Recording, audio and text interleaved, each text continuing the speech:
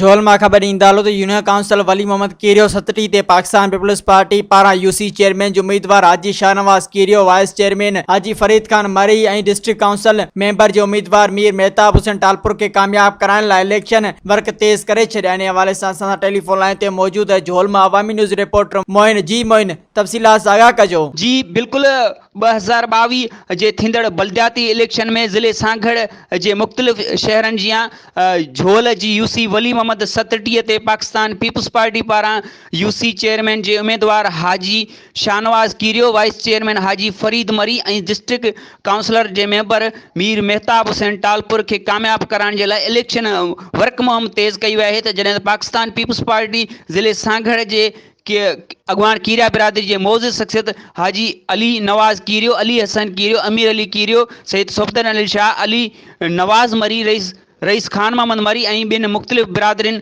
जे चङनि मुख़्तलिफ़ ॻोठनि जा तूफ़ानी दौरा आवाम खे वोट ॾियण जी दरख़्वास्त कई। अॻवाननि खे हर हंधि भरपूर तरीक़े सां वोट मिली। जी मेहरबानी मोइन, तफ़सीलात आगाह करण लाइ। मज़ीद ख़बरनि ऐं तफ़सीलात लाइ विज़िट कयो असांजी वेबसाइट www.awamiNewsHD.com ऐं ॾिसंदा रहो अवामी न्यूज़ HD।